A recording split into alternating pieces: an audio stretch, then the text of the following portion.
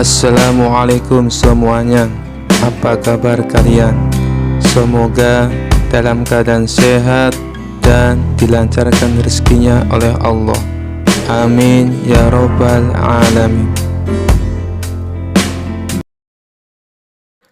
Suatu hari istana Baginda Raja kedatangan tamu sekelompok orang Syiah. Tujuan mereka adalah ingin menantang debat agama kepada para ulama di kota itu. Sebagai tuan rumah yang baik, tentu Baginda Raja menyambutnya dengan ramah. Setelah mereka dipersilahkan duduk, salah satu dari mereka berkata, "Maaf Paduka yang mulia, bukannya kami bermaksud kurang ajar, tapi kami hanya ingin menguji sampai seberapa tinggi ilmu agama para ulama di kota ini." Baginda Raja membalas, "Oh, tidak apa-apa. Justru saya malah tertarik, sekaligus bisa menambah wawasan ilmu agama." Baginda Raja lalu memanggil beberapa ulama kota Baghdad yang berilmu tinggi. Tapi sayangnya saat berdebat, tak ada satupun ulama Baghdad yang bisa menandingi keilmuan sekelompok orang Syiah. Kala itu Baginda Raja hampir saja menanggung malu. Pasalnya para ulama yang ia andalkan harus menelan kekalahan. Tiba-tiba penasihat istana membisikkan sesuatu ke telinga Baginda Raja. "Kenapa tidak undang saja Abu Nawas? Orang seperti mereka pasti akan kewalahan menghadapinya," ujar penasihat istana menyarankan. Usulan penasihat istana membuat Baginda Raja merasa mendapatkan angin segar. Ia pun langsung menyetujuinya. Kemudian Baginda Raja berkata kepada sekelompok orang Syiah, "Di kota ini masih ada seorang ahli ilmu yang juga tak kalah cerdas. Apakah kalian berani?" tanya Baginda Raja. "Tentu saja Paduka. Siapa orangnya? Segera hadirkan ke sini," tantang mereka. Maka diperintahkanlah beberapa pengawal istana untuk menjemput Abu Nawas di rumahnya. "Tuan Abu, Anda diperintah Baginda Raja untuk segera menghadap ke istana," kata salah satu pengawal. "Ada apa? Bukannya kemarin aku sudah ke istana," jawab Abu Nawas. "Benar Tuan Abu, tapi kali ini Baginda Raja sangat membutuhkan Anda," balas pengawal. "Memangnya kenapa?" tanya Abu Nawas penasaran. "Di istana ada sekelompok orang Syiah. Mereka menantang debat ilmu agama kepada siapa saja," jawab pengawal. "Kenapa tidak undang saja para ulama? Tentu mereka lebih pandai daripada aku," ujar Abu Nawas. "Sudah Tuan Abu, tapi mereka semua tidak bisa berkutik," kata pengawal. Akhirnya Abu Nawas pun terpaksa memenuhi panggilan Baginda Raja. Singkat cerita, sampailah Abu Nawas di istana. Di sana, nampaklah para ulama Syiah sedang duduk berkumpul di sebuah aula kerajaan. Tidak seperti biasanya, Abu Nawas memasuki aula sambil menenteng sandal miliknya. Melihat hal itu membuat Baginda Raja dan sekelompok orang Syiah dibuatnya terheran-heran. Kemudian sekelompok orang Syiah bertanya kepadanya, "Kamu ini aneh, kenapa kau tenteng sandalmu masuk ke dalam?" Dengan santainya Abu Nawas menjawab, "Saya teringat peristiwa zaman Rasulullah masih hidup. Para kelompok Syiah suka mencuri sandal, makanya saya bawa masuk, takut sandalnya hilang." Jawaban Abu Nawas tersebut sontak membuat sekelompok orang Syiah semakin bertambah heran. Begitu juga dengan Baginda Raja. "Kamu jangan ngarang cerita palsu. Zaman Rasulullah, ajaran Syiah belum ada," protes mereka. "Kalau begitu, diskusi perdebatan kita selesai. Dari mana ajaran agama Islam kalian? Kalau di zaman Rasulullah saja belum ada Syiah," balas Abu Nawas. Kemudian Abu Nawas langsung lawyer pergi meninggalkan mereka. Sementara sekelompok orang-orang Syiah ini tak bisa membantah pernyataan Abu Nawas. Baginda Raja yang menyaksikan hal itu seketika tertawa terpingkal-pingkal sembari memuji kecerdasan Abu Nawas. Kisah selanjutnya. Kala itu kota Baghdad mendadak gempar oleh kehadiran orang asing. Persoalannya bukan pada orangnya, melainkan orang asing tersebut tidak mempercayai adanya Tuhan. Bukan hanya itu, ia juga menantang orang-orang muslim berdebat mengenai adanya Tuhan. Kabar ini pun sampai ke telinga Baginda Raja. Karena dianggap bikin resah masyarakat, orang asing ini lalu dipanggil ke istana. "Apa tujuanmu membuat onar di negeri kami?" tanya Baginda Raja. Orang asing ini menjawab, "Untuk apa mengaku bertuhan kalau tidak bisa menjawab pertanyaanku?" Kemudian Baginda Raja bertanya kembali, "Apakah kamu tidak percaya adanya Tuhan?" Dengan tegas orang itu menjawab, "Tentu saja saya tidak percaya adanya Tuhan, dan saya juga tidak percaya adanya akhirat." Mendengar itu Baginda Raja sempat terkejut. "Tapi saya dan rakyatku percaya adanya Tuhan. Berarti keyakinan kita berbeda. Jadi jangan ganggu rakyatku," tegas Baginda Raja. "Kalau Paduka Raja percaya adanya Tuhan, bisakah Paduka menjawab 3 pertanyaanku?" tanya orang asing tersebut. "Silahkan," balas Baginda Raja. Pertanyaan pertama, orang Islam meyakini bahwa dunia dan seisinya adalah ciptaan Allah. Lalu, siapakah yang menciptakan Allah? Bukankah sesuatu yang ada pasti ada penciptanya? Pertanyaan yang kedua, katanya di dalam surga manusia tidak akan berak ataupun kencing, sedangkan mereka makan dan minum setiap hari. Bagaimana mungkin ini bisa terjadi? Padahal segala sesuatu yang akan dimasukkan pasti akan keluar, entah itu dengan bentuk yang lain. Dan pertanyaan yang ketiga, orang Islam meyakini kalau setan terbuat dari api, tapi katanya setan akan disiksa dengan api neraka. Mana mungkin api bisa menyakiti api? Mendengar pertanyaan orang asing itu, Baginda Raja hanya terdiam. Bisa saja ia menjawab berdasarkan hadis dan Al-Quran, tapi karena yang dihadapi adalah orang yang tidak percaya Tuhan, maka dijawabnya harus dengan logika. Kemudian salah satu menterinya membisikkan kepada Baginda Raja, "Paduka, kalau soal beginian serahkan saja pada Abu Nawas. Dia pasti bisa mematahkan argumen orang asing itu." Baginda Raja menyetujui usulan menterinya. Maka dipanggillah Abu Nawas ke istana. Singkat cerita, Abu Nawas pun datang menghadap Baginda Raja. Ia lalu dipersilakan duduk di sampingnya. "Ada apa, Paduka? Kenapa tiba-tiba memanggil hamba?" tanya Abu Nawas. "Begini Abu Nawas, orang asing ini tidak percaya adanya Tuhan, dan dia mengajukan 3 pertanyaan, tapi jawabannya harus masuk akal," ujar Baginda Raja. Sekilas Abu Nawas menatap orang asing tersebut. "Oh, ini orangnya yang bikin gempar kota Baghdad," pikir Abu Nawas. Abu Nawas lalu menghampiri orang asing itu dan duduk tepat di hadapannya. "Silahkan, apa yang ingin kau tanyakan?" ucap Abu Nawas dengan penuh percaya diri. Orang asing tersebut memulai pertanyaannya. "Anda sebagai orang muslim tentu percaya bahwa segala sesuatu, baik yang terlihat maupun yang tidak terlihat, pasti ada yang menciptakan." "Iya, tentu saja, saya percaya," jawab Abu Nawas. "Sekarang saya mau bertanya, siapakah yang menciptakan alam semesta dan seisinya?" tanya orang asing itu. "Yang menciptakan alam semesta dan seisinya adalah Allah Tuhan saya," jawab Abu Nawas. "Oh, baiklah. Lalu siapakah yang menciptakan Allah?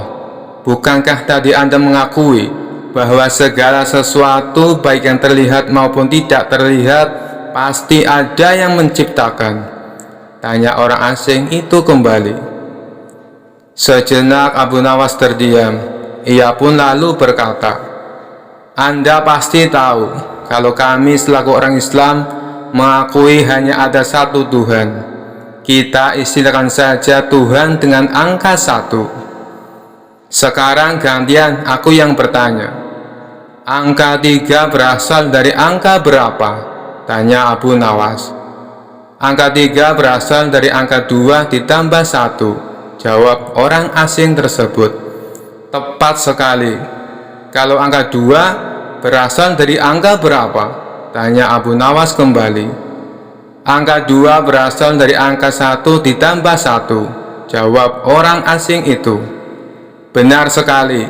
Sekarang kalau angka 1 itu sendiri berasal dari angka berapa? Tanya Abu Nawas.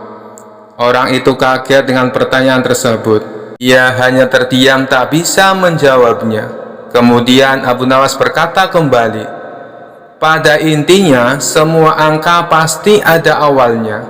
Entah itu angka 5, angka 4, ataupun angka 10. Dan angka-angka tersebut diibaratkan alam semesta ciptaan Allah. Apabila kamu bertanya siapa yang menciptakan Allah, sama halnya saya bertanya dari mana angka 1 itu ada. Kamu pasti tidak akan bisa menjawabnya. Jelas Abu Nawas. Orang itu pun langsung terdiam merenungi kata-kata Abu Nawas. Untuk jawabanmu atas pertanyaanku yang pertama masuk akal juga. Sekarang pertanyaan yang kedua. Kalian sebagai muslim pasti meyakini kelak hidup di surga tidak akan berak dan kencing. Padahal di sana kalian makan dan minum setiap hari. Mana mungkin itu bisa terjadi? Jelaskan padaku, tanya orang asing tersebut. Baik, akan saya jelaskan. Selama kamu dalam kandungan rahim ibumu, tentunya kamu makan dan minum, bukan? Karena menurut ilmu medis, seorang janin memakan sesuatu yang dimakan ibunya. Lalu ketika kamu dalam kandungan ibumu selama 9 bulan, apakah kamu pernah berak ataupun kencing? Untuk kedua kalinya pertanyaan orang asing itu bisa dijawab dengan mudah oleh Abu Nawas. Baik, jawabanmu masuk akal. Sekarang pertanyaan terakhir. Kalian sebagai muslim pasti meyakini kalau setan terbuat dari api dan neraka juga terbuat dari api. Tapi yang membuat saya heran, katanya setan akan disiksa dengan api neraka. Mana mungkin api bisa menyakiti api? Itu hal konyol yang pernah saya dengar, ujar orang asing tersebut. Bisakah kamu menjelaskannya? Tanyanya kemudian. Sebelum aku menjawab pertanyaan yang terakhir, aku ingin kita saling berjanji. Apapun jawabannya, kamu tidak boleh marah, pinta Abu Nawas. Tentu saja saya tidak akan marah, apalagi kalau jawabannya masuk akal, balas orang asing tersebut. Tiba-tiba Abu Nawas menampar pipi orang asing itu dengan sangat keras. Baginda Raja dan orang-orang yang hadir terkejut dibuatnya. Hei, apa-apaan ini? Kalau tidak bisa menjawab, jangan emosi. Apalagi sampai main pukul kayak gini, protes orang asing itu. Siapa yang emosi? Itu tadi adalah jawaban saya. Apakah tadi kamu merasakan sakit? Tanya Abu Nawas. Tentu saja saya sakit, jawab orang itu sambil memegang pipinya. Coba kamu perhatikan tangan saya. Bukankah tangan saya terbuat dari tulang dan daging? Begitu juga dengan pipi kamu. Tapi ketika tangan saya ditamparkan ke pipi kamu, kamu langsung kesakitan. Itulah gambaran sederhana. Kalau api neraka bisa menyakiti setan, setan pasti akan merasa kesakitan, meskipun ia sama-sama terbuat dari api, kata Abu Nawas menjelaskan. Orang tersebut lalu terdiam. Ia tak bisa membantah argumen Abu Nawas. Sementara baginda raja dan orang-orang istana kagum atas kecerdikan Abu Nawas. Kisah selanjutnya. Kala itu sejumlah penduduk Baghdad berkumpul di depan istana Khalifah Harun al-Rasyid. Sebagian berteriak dan meminta agar Abu Nawas ditangkap. Para penduduk protes karena baliho raksasa milik Abu Nawas yang dipasang di depan rumahnya berbunyi, "Dijual cepat matahari Baghdad. Siapa cepat dapat bonus anak unta." Penduduk lainnya merasa panik dan kasak-kusuk di depan istana. Mereka takut sekaligus bingung. Jika matahari Baghdad dijual, bagaimana mereka bisa hidup? "Abu Nawas, kamu serius mau menjual matahari?" tanya Khalifah Harun al-Rasyid sambil mengamati massa yang membludak di depan istananya. "Benar, Baginda, supaya kita bisa ikut cara mereka menggunakan otak," jawab Abu Nawas. "Maksudnya?" Khalifah kembali bertanya. "Begini, Baginda, apakah Baginda senang infrastruktur di Baghdad terbangun hebat di zaman Baginda? Baginda bangga bisa menjadi tauladan buat rakyat, bahwa selama menjabat jadi khalifah, Baginda tidak korupsi. Baginda senang tidak mempertontonkan keserakahan dengan menguasai ratusan ribu hektar padang pasir, padahal Baginda bisa melakukannya dengan kekuasaan yang sekarang Baginda genggam," beber Abu Nawas. Khalifah Harun al-Rasyid yang bingung lantas meminta Abu Nawas untuk menjelaskan maksud dari ucapannya itu. "Abu Nawas, coba langsung saja ke inti masalah. Jika Baginda turun dan tanya massa yang sekarang berdemonstrasi itu, ketahuilah bahwa mereka akan menjawab, 'Buat apa bangun infrastruktur? Infrastruktur tidak bisa dimakan.' Jadi, jalan-jalan mulus yang Baginda bangun selama ini, puluhan bendungan yang Baginda banggakan, lapangan terbang, rel kereta api, pasar-pasar, itu semua percuma, tak bisa dimakan," kata Abu Nawas menjelaskan. Khalifah Harun al-Rasyid terdiam. Baginda bangga tidak korupsi. Anak Baginda jual pisang goreng, itu malah membuat mereka marah dan cemburu. Buat mereka, Baginda mestinya korupsi saja, agar mereka tak repot-repot lagi bikin isu yang tidak masuk akal. Misalnya, Baginda keturunan Mongolia, Baginda memusuhi ulama, Baginda membiarkan perdebat yang sudah dilarang tumbuh lagi. Wah, pokoknya banyak, Baginda. "Lalu, apa hubungannya dengan menjual matahari?" tanya Khalifah Harun al-Rasyid. Abu Nawas kemudian menjelaskan, apa yang dianggap Khalifah Harun sebagai prestasi nasional justru dianggap pemborosan dan membebani negara, karena mereka terbiasa melihat prestasi yang ada di ruang gelap. Di ruang gelap, gadis cantik pun tak terlihat, bahkan sebatang emas pun bisa dianggap besi. Tapi kalaupun mata mereka tak melihat di ruang gelap, bukankah telinga mereka mendengar, hati mereka terbuka? Bagaimana mungkin mereka menuduhku memusuhi ulama, padahal wakilku sekarang adalah ulama besar? Jikapun mereka tak suka aku, bukankah kepada mereka sekarang aku sodorkan ulama yang dulu mereka klaim mereka bela? Mengapa sekarang mereka tinggalkan? Abu Nawas kemudian berkata, "Baginda, itulah enaknya melihat dunia di ruang gelap sambil terbalik. Kita bisa menikmati apa yang mereka nikmati selama ini. Baginda tidak capek berpikir rasional?" Khalifah Harun al-Rasyid kembali terdiam. Abu Nawas lanjut menjelaskan, "Percayalah Baginda, hanya dengan melihat segala sesuatu di kegelapan, Baginda akan paham mengapa selama ini mereka melihat infrastruktur megah, pemerataan pembangunan daerah tertinggal, semuanya sama sekali tidak berguna, karena tak bisa dimakan. Mohon jangan katakan, infrastruktur memang tak bisa dimakan, tapi dengan infrastruktur kita semakin mudah cari makan. Itu cara berpikir rasional dan normal, Paduka." Massa di depan istana semakin membludak. Khalifah Harun al-Rasyid masih diam. Ia lantas memberi isyarat membenarkan ucapan Abu Nawas. "Jadi, boleh saya menjual matahari, Baginda?" Kisah ini menunjukkan Abu Nawas sebagai pribadi yang cerdas dan peduli. Mimpi tak akan nyata karena keajaiban.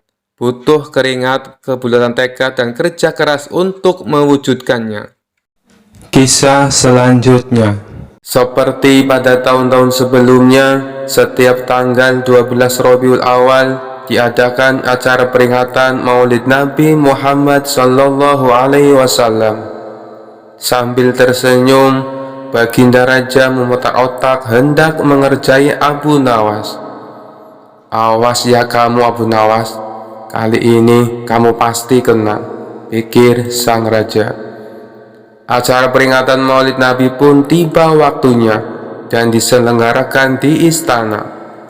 Pada saat itu, semua pembesar negeri hadir. Para putra mahkota dari kerajaan negeri seberang, termasuk pula Abu Nawas, juga diundang untuk menghadiri acara tersebut. Dengan perintah raja, semua yang hadir di acara Maulid Nabi tersebut dipersilakan untuk berdiri. Kemudian disirami dengan air mawar yang menebarkan bau harum, kecuali Abu Nawas. Ia disiram dengan air kencing yang sangat bau. Setelah disiram dengan air kencing tersebut, sadarlah Abu Nawas bahwa dirinya telah dipermalukan di depan para pembesar negeri. Ia pun memutar otak untuk membalas sang raja. "Baiklah, hari ini Paduka telah memberi kuah tak sedap. Nanti aku akan membalasnya dengan isinya," pikir Abu Nawas. Sejak saat itu, Abu Nawas tidak pernah menginjakkan kakinya di istana, sehingga raja pun menjadi rindu dibuatnya. Ketika raja memanggilnya ke istana, rupanya Abu Nawas tidak bersedia dengan alasan ia sedang sakit, demam di sekujur tubuhnya. Karena khawatir terjadi sesuatu dengan diri Abu Nawas, raja pun ingin menengoknya dengan ditemani beberapa petinggi kerajaan. Begitu mendengar Baginda Raja akan ke rumahnya, Abu Nawas yang dalam keadaan segar bugar langsung memasang aksi. Matanya terpejam, badannya tergeletak lemah lelah di tempat tidur. Namun sebelum Abu Nawas beraksi demikian, dia telah terlebih dahulu menyuruh istrinya menyiapkan obat ajaib yang berbentuk bulatan kecil. Di antara bulatan obat ajaib itu terdapat 2 butir yang dibubuhi tinja di dalamnya. Tak berapa lama kemudian Baginda Raja sudah di depan pintu rumah Abu Nawas. "Hei Abu Nawas, apa yang akan kau telan itu?" tanya Baginda Raja. "Ini yang disebut obat ajaib Paduka. Resepnya hamba peroleh lewat mimpi.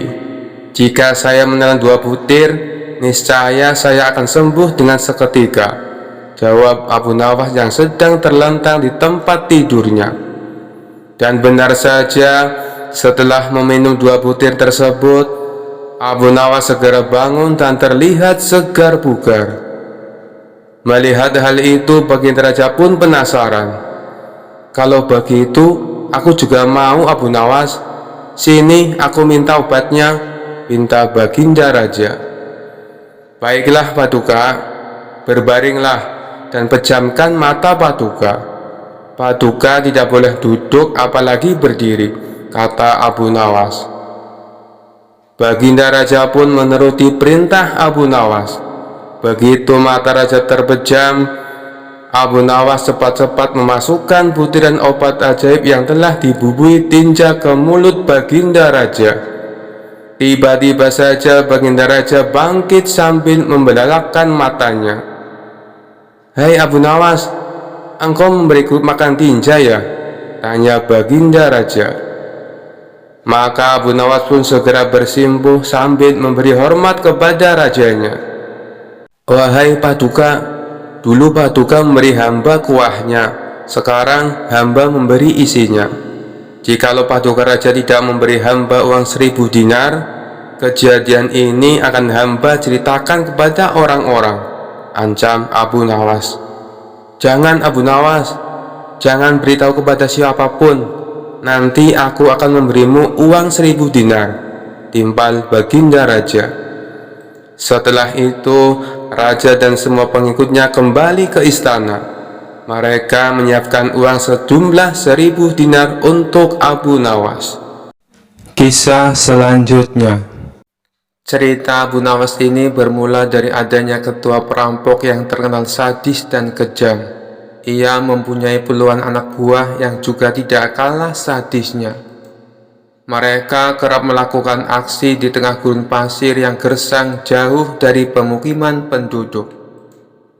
Bagi siapa saja yang melewati daerah kekuasaannya, maka akan bernasib sial, terutama rombongan kabilah yang membawa barang dagangan.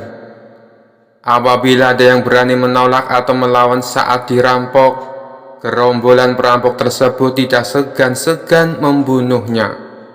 Suatu ketika, Tuan Hamid berencana pergi ke negeri seberang untuk membawakan pesanan, yakni sebuah perhiasan emas. Namun ia ragu melakukannya, sebab harus melewati gurun pasir yang merupakan kawasan komplotan perampok sadis tersebut. Tuan Hamid pun bingung dengan situasi yang dialami. Sementara ia harus mengirim emas pesanan secepatnya. Setelah merenung agak lama, terlintas di benaknya sosok Abu Nawas. Semoga saja dia bisa membantuku, pikir Tuan Hamid. Dia lantas pergi menemui Abu Nawas.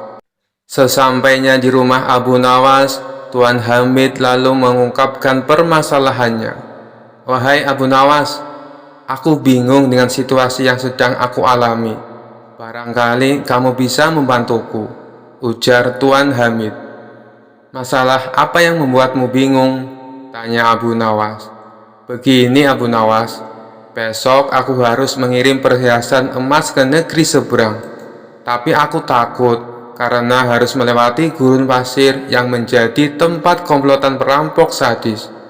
Aku dengar siapapun yang melewati daerah itu pasti hartanya dirampok sampai ludes.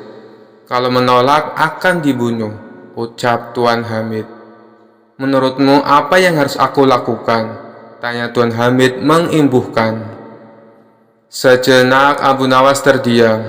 Dalam hati ia berkata, mereka memang perampok yang sadis. Aku dengar tidak ada yang bisa selamat melewati daerah itu, kecuali dengan pertolongan Allah Subhanahu wa Ta'ala. Ya sudah, begini saja Tuan Hamid, aku akan membantumu.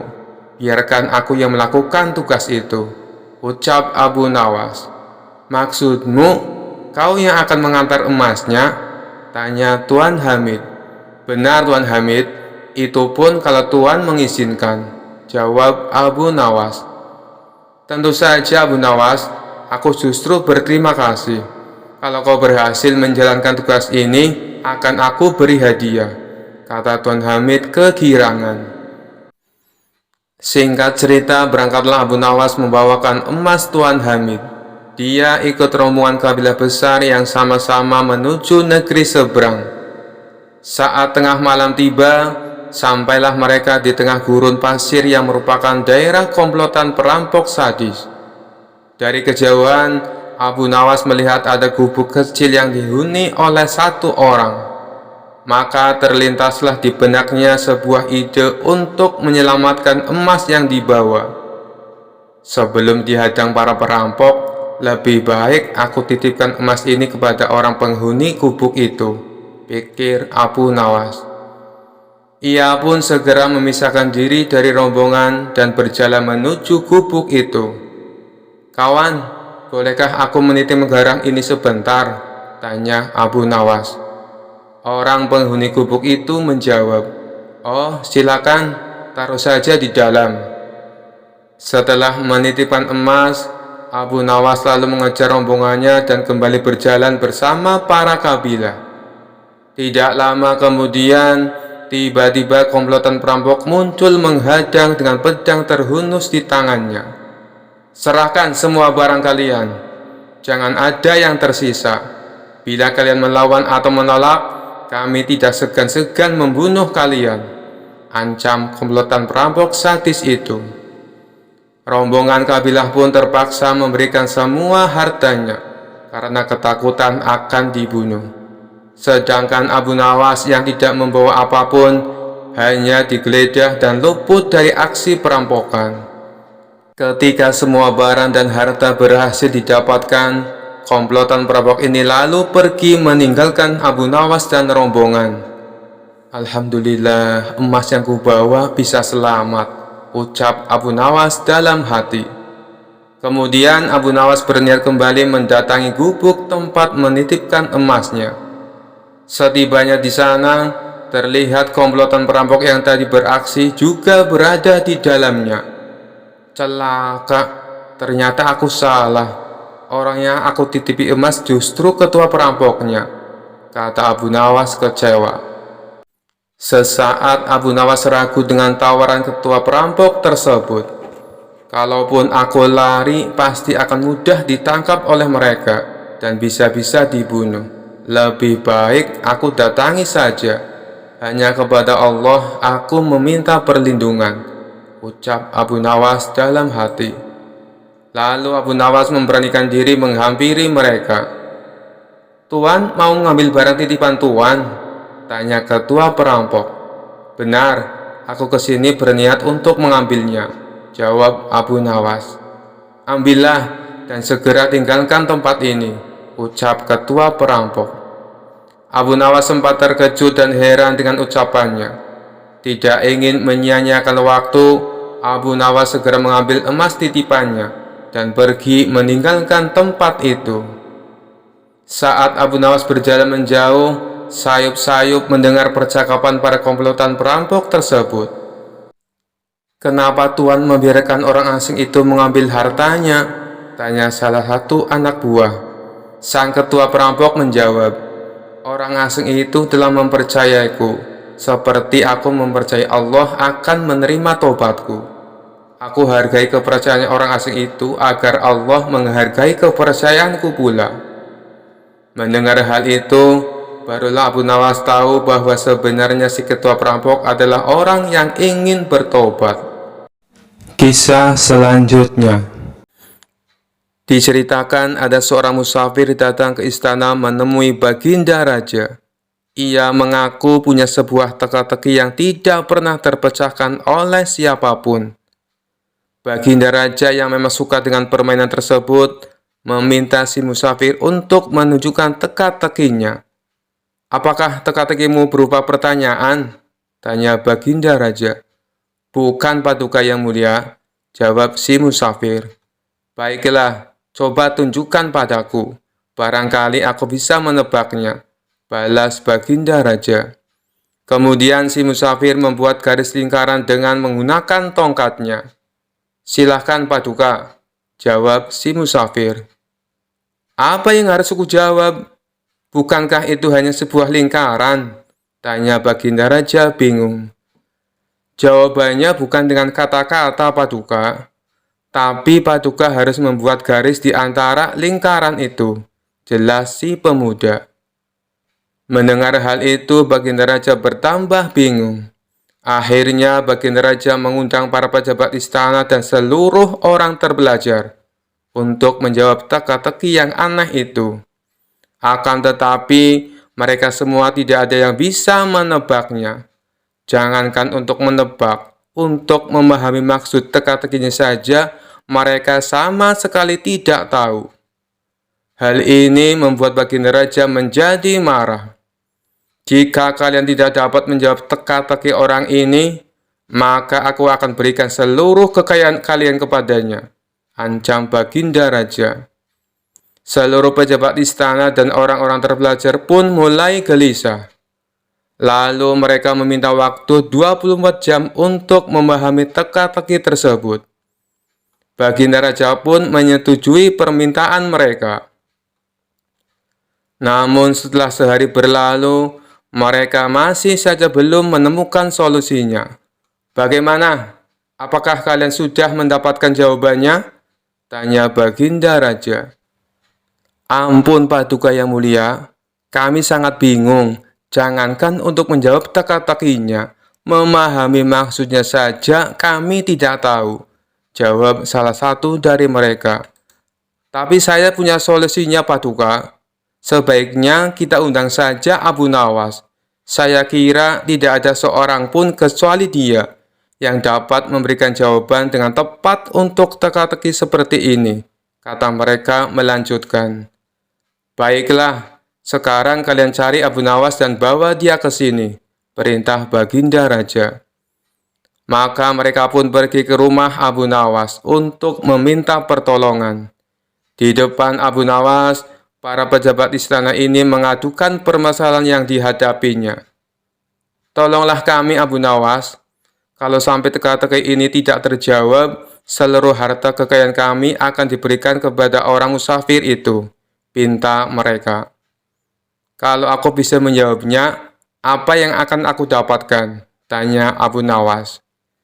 Kami akan memberikanmu keledai yang bagus. Nanti kami akan mengajakmu ke pasar hewan.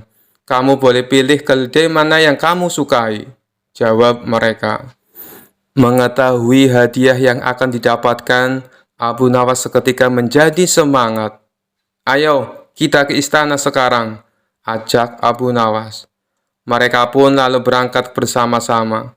Sesampainya di sana, Abu Nawas langsung menghampiri si musafir. Tunjukkan padaku teka-tekimu. Aku siap menjawabnya, pinta Abu Nawas. Orang musafir itu segera membuat garis lingkaran dengan tongkatnya. Kemudian menatap Abu Nawas. Tanpa ragu-ragu, Abu Nawas menarik sebuah garis di tengah-tengah lingkaran dan membelahnya menjadi dua. Lalu si musafir membuat garis lingkaran lainnya. Kali ini, Abu Nawas menjawabnya dengan membuat garis dan membelahnya menjadi 4 bagian sama rata. Kemudian Abu Nawas berkata kepada si musafir sambil menunjukkan satu bagian. Satu bagian ini adalah tanah, dan 3 bagian lainnya adalah air.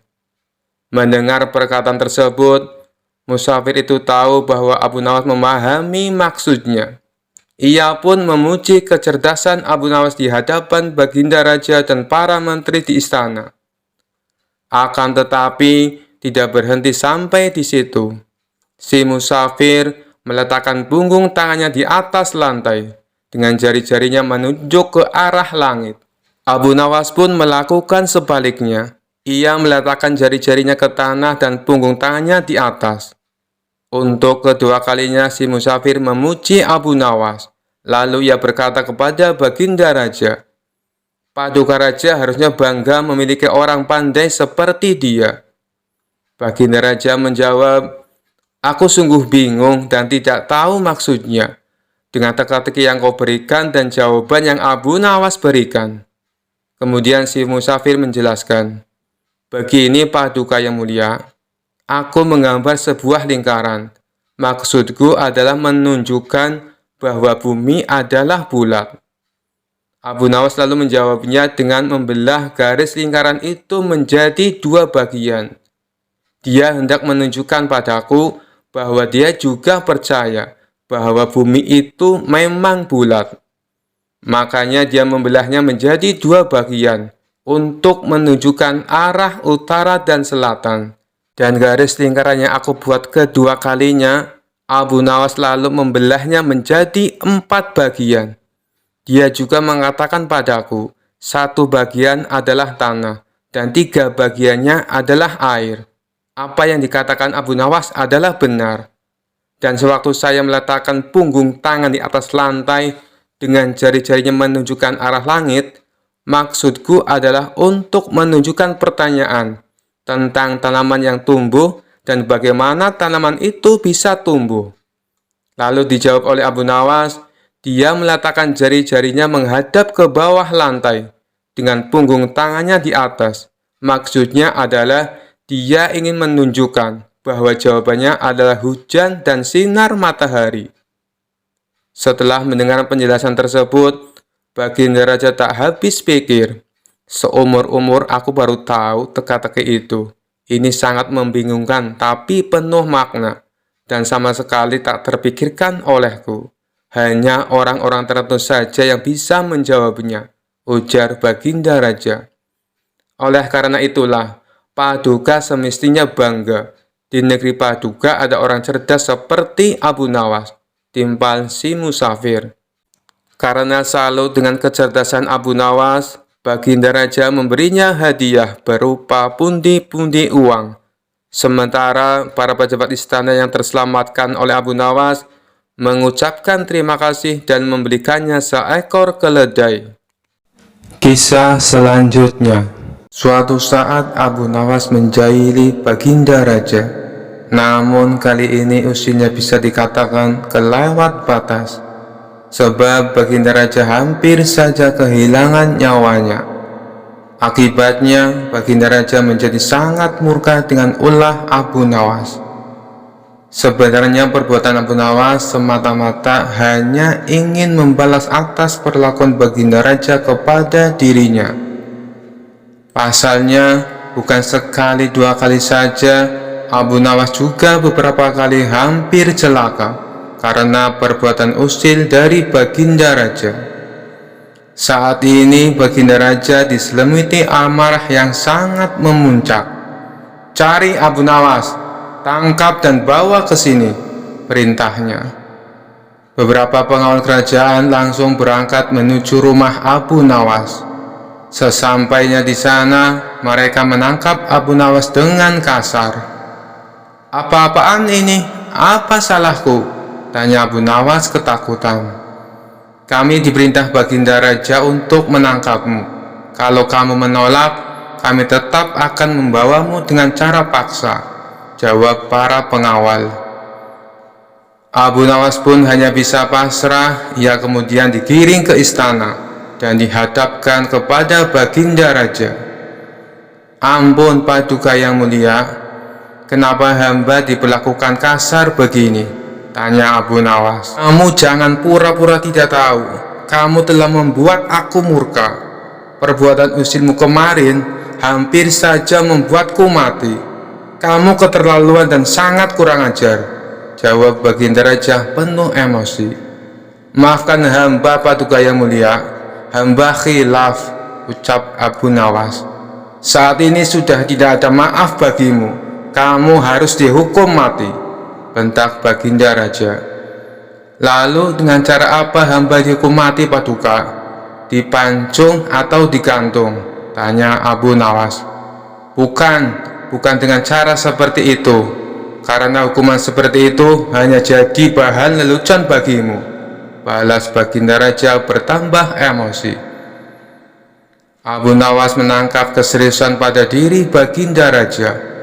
"Sepertinya Paduka tidak main-main. Ia terlihat sangat marah padaku," pikir Abu Nawas. Bahkan para menteri dan para jurid pun menundukkan kepala. Tidak ada yang berani menatap Baginda Raja. Para menteri dan segenap prajurit terkejut mendengar perintah tersebut. Karena walau bagaimanapun, Abu Nawas adalah sosok yang baik, sering berjasa mengungkap kasus-kasus di dalam istana yang sulit terpecahkan. Mereka sampai hati melihat Abu Nawas tewas mengenaskan diterkam singa buas. Tapi karena ini adalah titah Baginda Raja, tidak ada seorang pun yang berani menentangnya.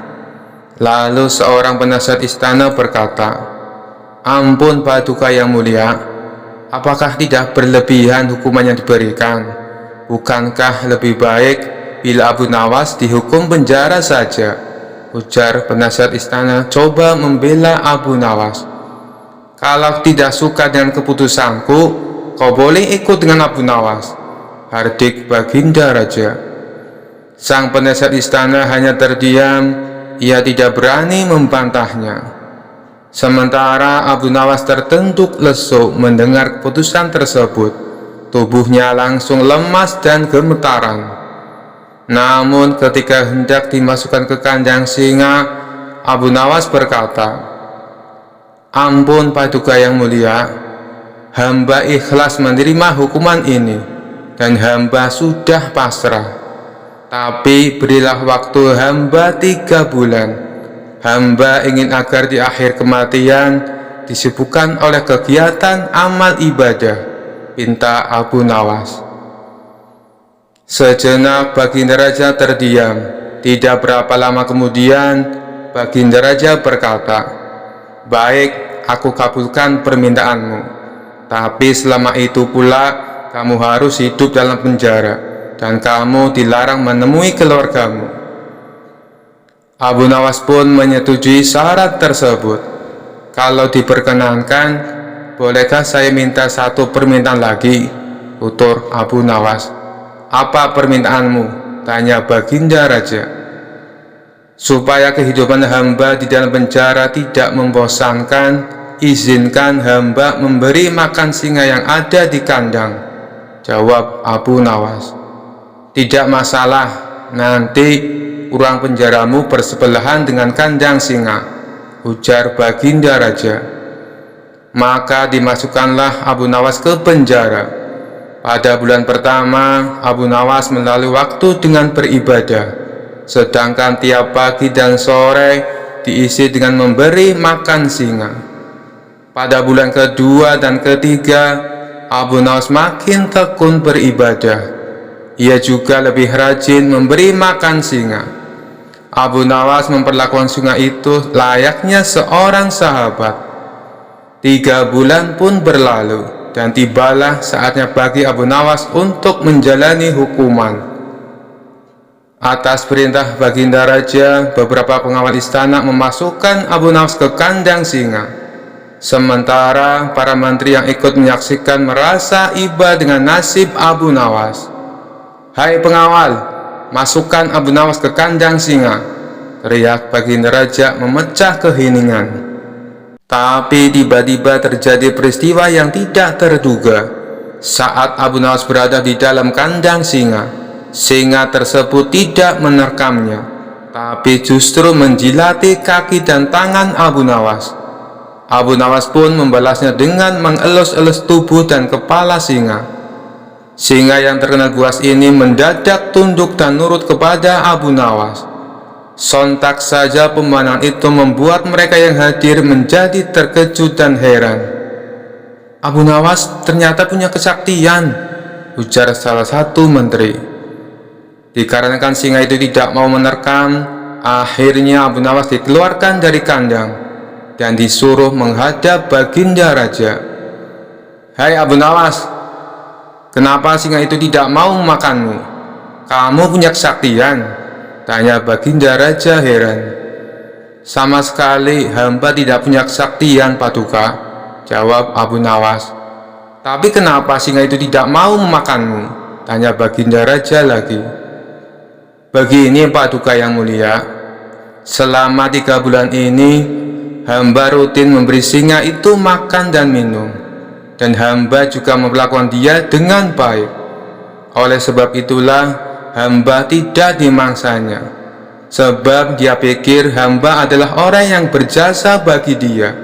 Padahal hanya 3 bulan hamba memperlakukan dia dengan baik. Dia memang seekor singa yang buas, tapi dia tahu balas budi. Buktinya, dia tidak memangsa hamba. Sedangkan Paduka sendiri, bertahun-tahun hamba mengabdi kepada Paduka dan berjasa bagi istana ini. Tapi hanya karena satu kesalahan, Paduka begitu tega menjatuhkan hukuman mati kepada hamba," tutur Abu Nawas menjelaskan. Mendengar hal itu, Baginda Raja pun menyadari akan kesalahannya. "Maafkan aku Abu Nawas, aku telah berbuat khilaf. Baiklah, sekarang kamu boleh pulang. Dan ini ada hadiah uang untukmu dan keluargamu. Terimalah sebagai rasa terima kasihku karena telah menyadarkanku," ujar Baginda Raja. Kisah selanjutnya diceritakan Baginda Raja mengangkat gubernur baru untuk ditugaskan di kota tempat tinggal Abu Nawas. Ternyata gubernur baru ini terkenal kejam dan sadis.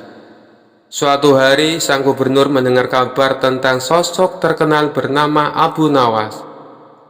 Ia lalu bertanya kepada para pengawalnya, "Apa benar setiap kali Abu Nawas akan dihukum, dia selalu bisa lolos?" tanya gubernur baru tersebut. Pengawalnya pun menjawab bahwa Abu Nawas adalah orang yang sangat cerdik.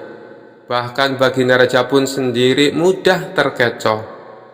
Mendengar hal itu, naluri sang gubernur tertantang untuk menguji orang terpandai di kota tersebut. Singkat cerita, berkat siasat licik sang gubernur, Abu Nawas berhasil masuk perangkapnya. Alhasil, Abu Nawas dijatuhi vonis hukuman mati karena dianggap melakukan kesalahan yang sama sekali tidak disadari. Sang gubernur kemudian memerintahkan beberapa pengawalnya untuk menjemput paksa Abu Nawas di rumahnya. "Tuan Abu Nawas, Anda diperintah menghadap Tuan Gubernur," kata salah seorang pengawal. "Ya, nanti saya ke sana. Kalian pulanglah dulu," balas Abu Nawas. Para pengawal lantas meninggalkan rumah Abu Nawas. Dalam hati Abu Nawas berkata, "Sang gubernur pasti akan menghukumku. Tidak ada gunanya memenuhi undangan tergesa-gesa tersebut." Setelah beberapa hari lamanya, Abu Nawas tidak kunjung datang menghadap. "Kurang ajar Abu Nawas, dia berani mangkir dari panggilanku," kata sang gubernur merasa geram. Ia kemudian mengirim satu peleton pengawal untuk membawa Abu Nawas. Namun Abu Nawas berkata kepada mereka, "Baiklah, aku akan segera datang. Kalian pulanglah dulu." Tapi setelah itu Abu Nawas tidak juga datang ke istana. Sang gubernur pun menjadi tidak sabar. Ia lantas memerintahkan para pengawalnya untuk mempersiapkan kudanya. Sang gubernur segera naik ke kuda dan memacunya menuju rumah Abu Nawas. Sesampainya di depan rumah Abu Nawas, gubernur berteriak memanggilnya. "Hai Abu Nawas, keluarlah, atau aku dobrak pintu rumahmu," ucapnya sangat keras. Abu Nawas pun sempat terkejut karena kali ini yang datang adalah gubernur langsung. Sebelum membukakan pintu, Abu Nawas mengenakan sorban yang sangat besar. Ia keluar dan menghampiri sang gubernur yang tengah duduk di atas kudanya. Melihat penampilan Abu Nawas yang mengerikan itu, membuat kuda yang ditunggangi sang gubernur ketakutan. Hewan itu melompat tinggi-tinggi hingga gubernur terpental dari punggungnya. Sang gubernur makin bertambah emosi. Ia segera memerintahkan pengawal-pengawalnya untuk menangkap Abu Nawas. Setelah ditangkap, Abu Nawas dibawa ke sebuah tiang gantungan. "Kemana kalian akan membawaku?" tanya Abu Nawas. Salah satu pengawal menjawab, "Kamu akan digantung Abu Nawas, ini perintah Tuan Gubernur." Bukannya gentar, Abu Nawas malah berkata, "Coba kalian tanyakan kepada si gendeng kurang ajar itu. Aku ingin tahu, kenapa aku mesti digantung? Apa salahku?" Para pengawal itu pun pergi menemui sang gubernur dan menyampaikan apa yang dikatakan Abu Nawas. Karena sebelumnya tidak pernah ada yang berani memakinya, sang gubernur pun terkesan akan keberanian Abu Nawas. "Bawa dia kemari," perintah gubernur tersebut. Abu Nawas lalu dibawa ke hadapan gubernur. "Hai Abu Nawas, berani benar kamu memakiku," ujar gubernur. "Karena Tuan menghukumku tanpa memberitahu apa kesalahanku," tegas Abu Nawas. "Karena kamu telah membawa nasib buruk bagiku," balas gubernur. "Siapa yang menyebabkan nasib buruk? Aku atau Tuan? Justru Tuanlah yang membawa nasib buruk bagiku, sebab aku ini akan dihukum gantung." "Apabila aku yang membawa nasib buruk, tentunya sewaktu Tuan jatuh dari kuda, kepala Tuan pasti akan pecah dan mati," papar Abu Nawas. Mendengar alasan tersebut, gubernur berpendapat bahwa alasan Abu Nawas bisa diterima. Ia pun memutuskan untuk memaafkannya. Sekian dulu perjumpaan kita kali ini. Sampai bertemu lagi di kisah-kisah selanjutnya. Terima kasih yang sudah subscribe dan setia menonton channel ini. Wassalamualaikum warahmatullahi wabarakatuh.